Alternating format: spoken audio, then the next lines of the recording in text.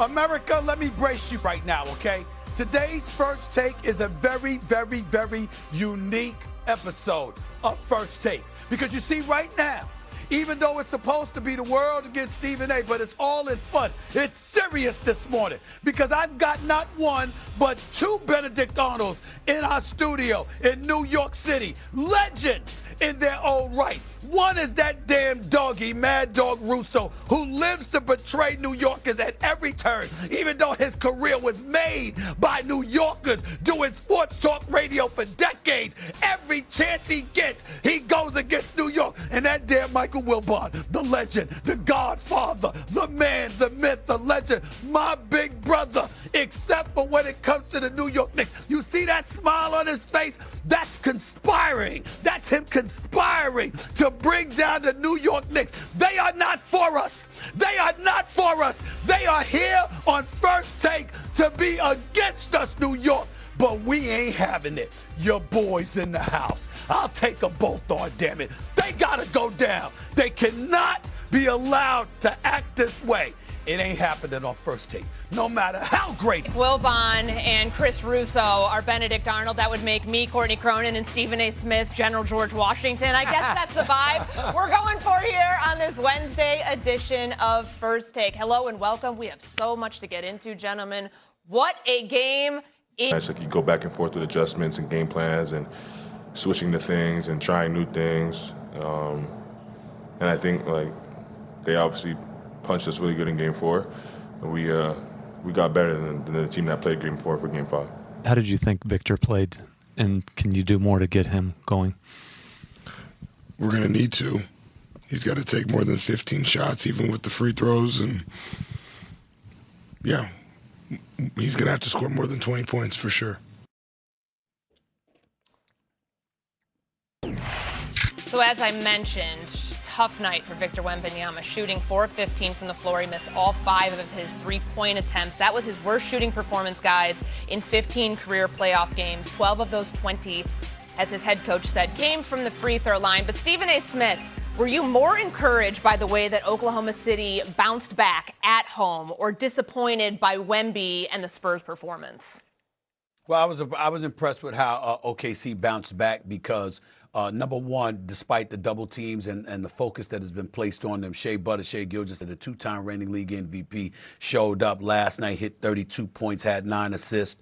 Obviously had 6 turnovers. That's something to be mindful of. But 32 and 9 is not bad for the league MVP going up against the San Antonio Spurs team that periodically, anyway, has had his number to some degree. We can't deny that.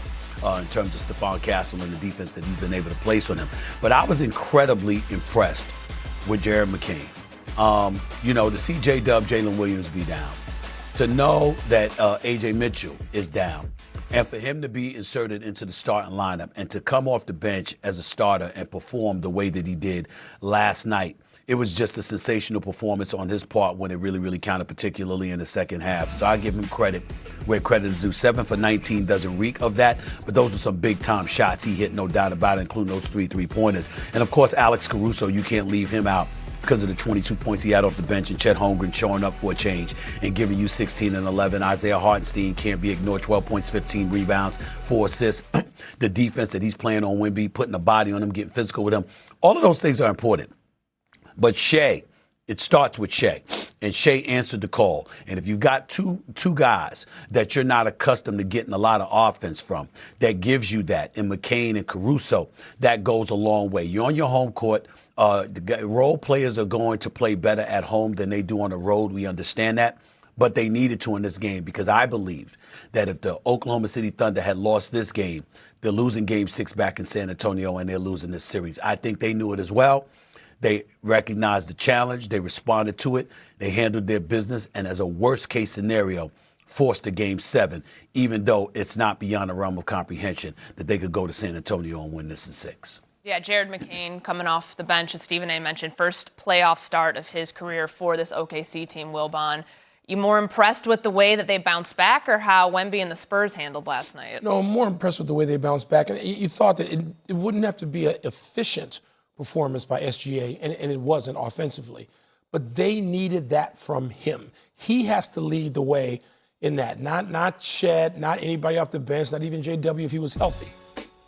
I will say this, and we need to credit the defense for wearing Wemby down. There's a way that people are phrasing this, and the narrative goes, is he tired? Not just tired. Playoff basketball is a grind in a way that, yes, you get beat up. You get ground down over a 6 or 7 game series. And one reason why I don't believe San Antonio can win it all this year, you don't go from lottery to knowing what that's about, knowing how to deal with it, knowing how to rest, knowing how to rebound, knowing how to just shrug it off, knowing how to play through it. That takes accumulated knowledge. And this Spurs group, Courtney, doesn't have that. So that's a real thing. But I prefer to look at OKC bouncing back, putting that pressure on San Antonio. And now they have to win a game at home. Stephen A., I agree with him.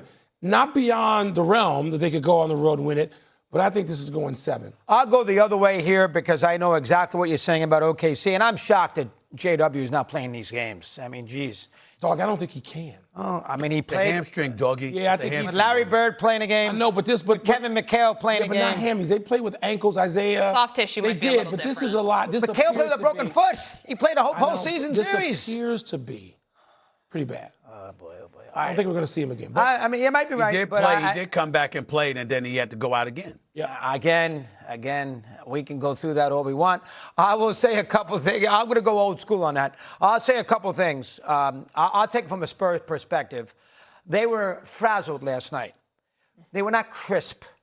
Running up and down, turnovers, poor, quick shots, got off to a bad start offensively. Then they had a lead, and they didn't let it settle in.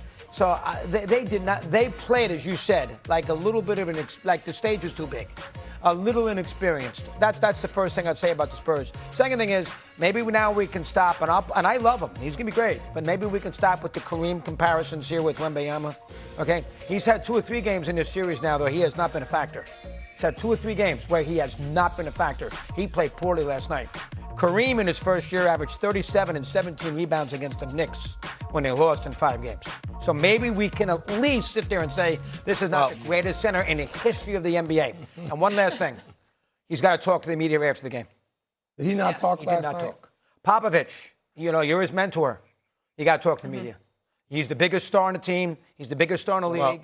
He played terribly. You can't blow off the media. That is, and this is not 2 guys from San Antonio on a day in Sacramento. You got a lot of national media there, NBC's there, and he blows them off.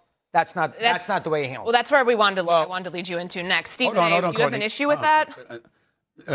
Well, what I wanted to say to Doggy is that if you're going to say he should talk to the media, the role model for him ain't Greg Popovich. Let's get that out the way. Greg Popovich ain't one that's going to encourage this man, to talk to him. Greg Popovich he could give less than a damn about the media. So let's get that out the way, okay? If that's the role model that he's leaning on to learn how to do things right, Greg Popovich does most things right. We revere this man. He's one of the great, great coaches and the NBA figures in history. But in that one element, that one category, Greg Popovich ain't the dude that's going to encourage you to do better when it comes to the media. That ain't how he rolls. That's number one. Number two, Doggy, I think that we got to be a little bit kinder to Victor Wembanyama in this regard. The brother